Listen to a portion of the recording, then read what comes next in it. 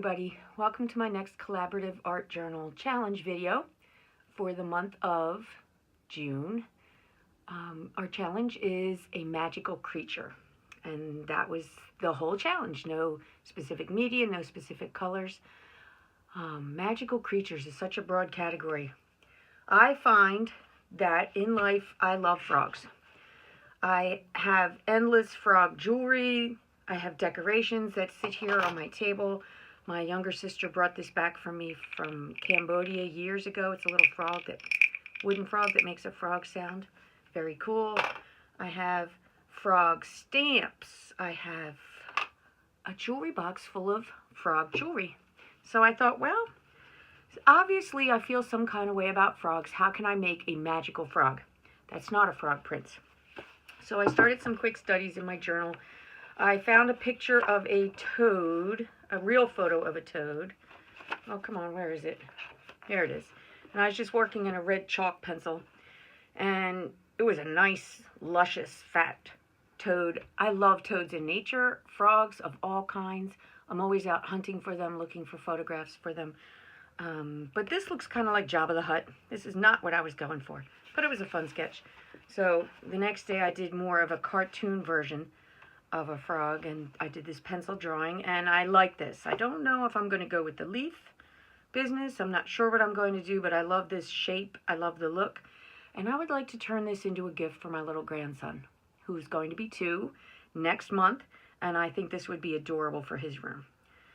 So what I decided to do, my artwork on, is this wood panel from Walmart. It's just a little 10 by 10 inch plaid canvas panel. They're really inexpensive. I think under $5. I've had this sitting around for a while. I left this here so you could see what it was. And I'm going to start with a pencil and sketch in where I want my frog. So I think I will leave you with that. I'll do a speed version, and I'm sure I'll voice over some of my feelings about frogs as magical creatures.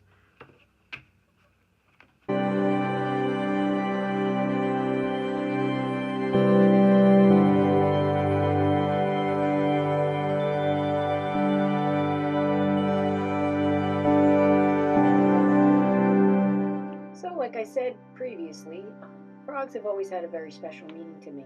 They've been important and interesting to me. And when I read up on frog symbolism and meanings, it's very interesting. And it all follows pretty much the same theme. I'm going to read some excerpts. This is not exactly word from word. I cut some out. But it's from the website whatismyspiritanimal.com. So, frogs, symbolisms, and meanings. The frog spirit brings us into a deeper connection with our own feelings, perspectives, and our ability to purge negativity from our lives, be it disease, spiritual, mental, or physical disease. The frog can endure a toxic environment and challenge you to release those negative emotions. Frog spirit often comes to people who are simply not taking care of themselves the way they should. This could be diet, exercise, and lifestyle, or a relationship in which you are spending too much energy with little return. In both cases, it's time for change. Step back and take time to consider new ideas and outlooks. Just like the tadpole, you're about to grow into something new and wonderful.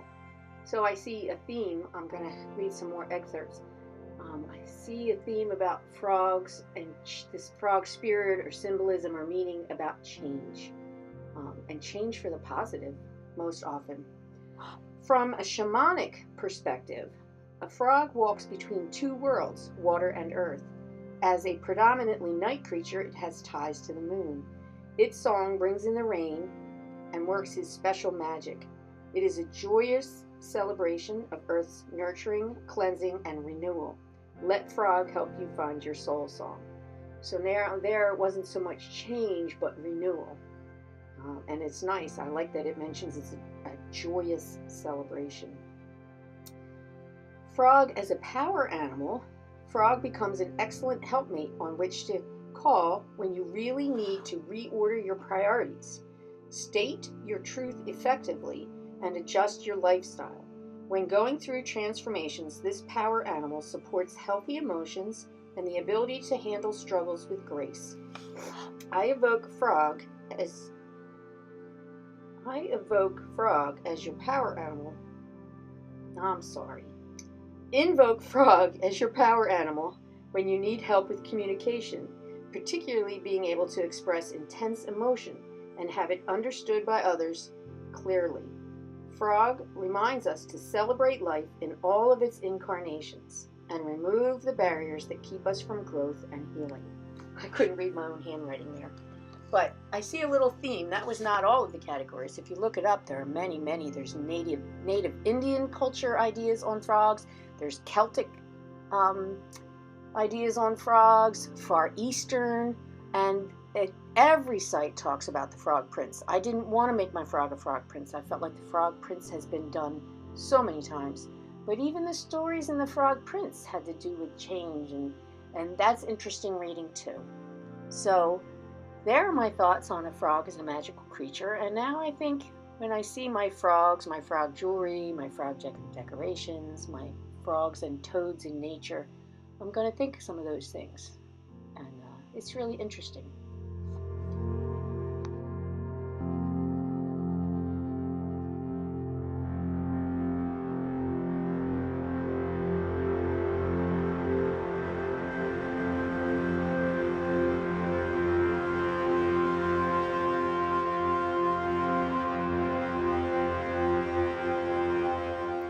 So as you just saw, I used my acrylic ink and painted around the edge of my wood panel so that I'd have a finished edge when it's all done, and it will be ready to hang on the wall. That's my ugly palette that I use for acrylic inks because it doesn't clean up very well. I'm using that same blue, I believe it's marine blue, of the F&W Daler-Rowney ink, and I'm using a stencil. It was a tree stencil, a kind of intricate one. I just wanted an organic looking background, whether it be woods or not necessarily a single tree, but a nice pattern in the background. I'm carefully following along the edges of the frog, trying not to go over the frog itself. The acrylic ink will sink right into the wood immediately and dry quickly and become a permanent mark.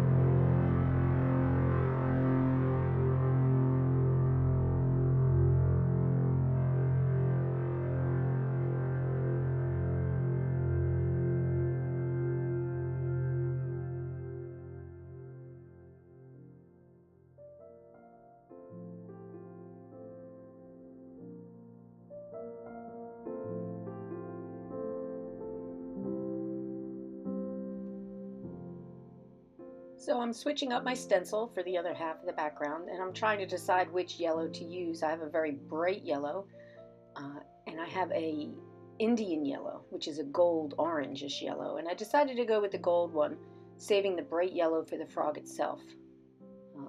Putting some out in the palette and just sponging through the stencil.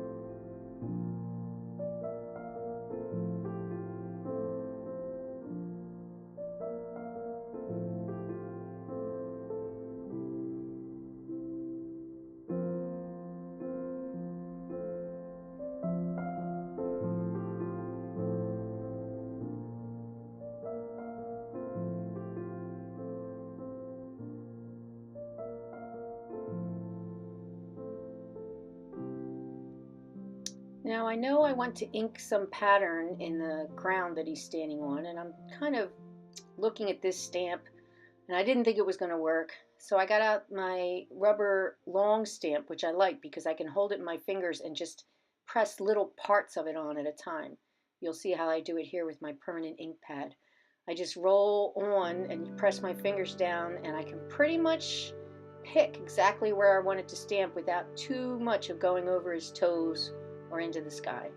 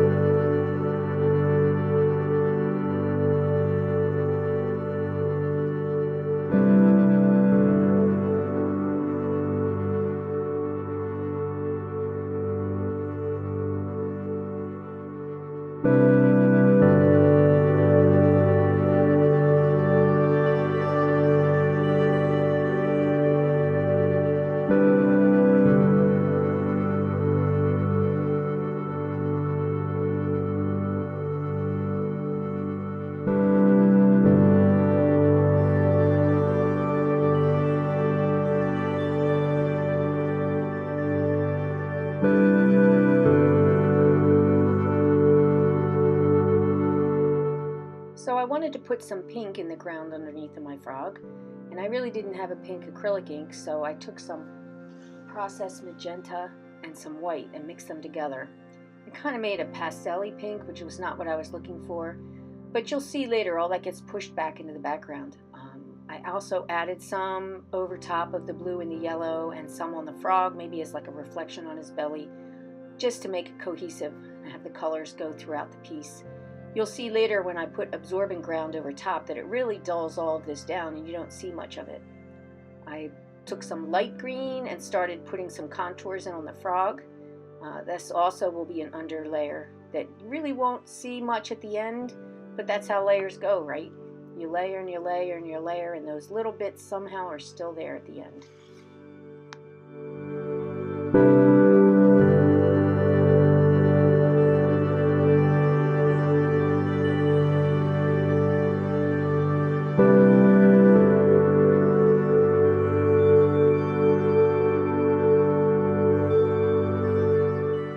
So this is the absorbent ground. Now that my acrylic is all dry and my undercoat's ready to go, I want to put the absorbent ground over top, so now I can work in watercolor. And watercolor does work on wood, but it sinks in. I want to be able to blend it and move it around and keep my layers separate. So the absorbent ground is very white.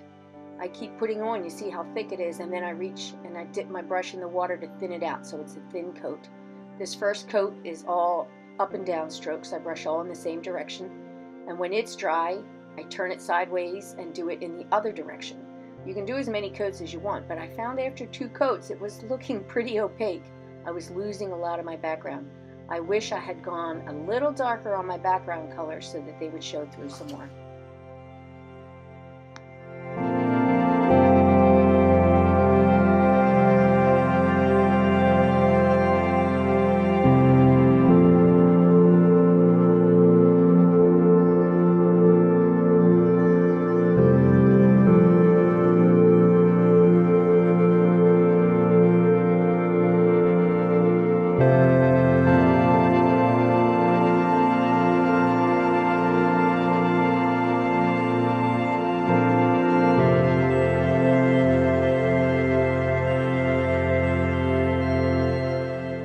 So I'm starting my watercolor layer. I did my second layer of absorbent ground off camera to try and keep the video a little shorter. I got out my Danielle Smith watercolors. I'm just building a collection. These are all I have. I hope to fill this whole container eventually. So I started with the Quin Deep Gold for the orange in the sun and in his eyes. And I'm carrying it across behind him as a little bit of a shadow. And I like the way the watercolors are working on top of the acrylic. The top of the absorbent ground. You have to try it to see if you like it or not. Then I went into some quinacridone rose for the ground, and I enjoy the watercolor look on top of the other work.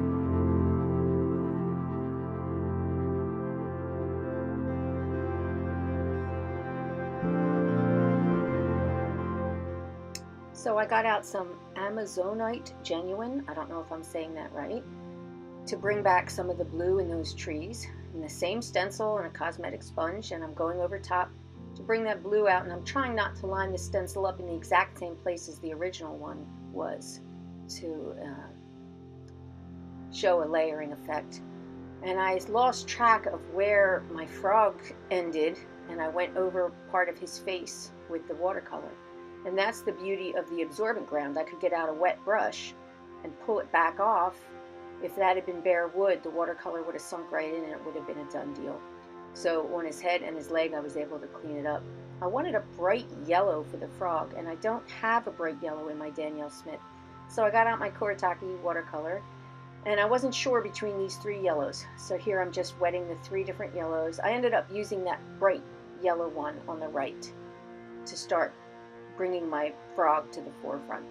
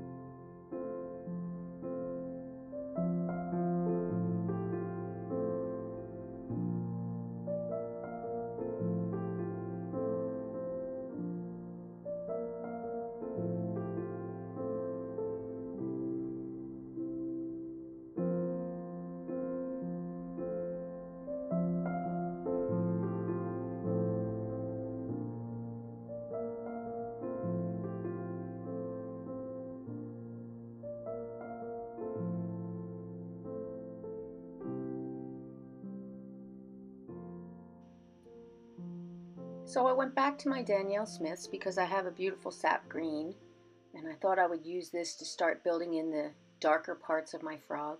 You'll see a long segment here of just layering. I tend to start light and add and add and add until I'm happy with it. And frogs are nice, they're blotchy. I didn't have to go back and smooth out too many lines. I wanted to see little blotches and little hard lines.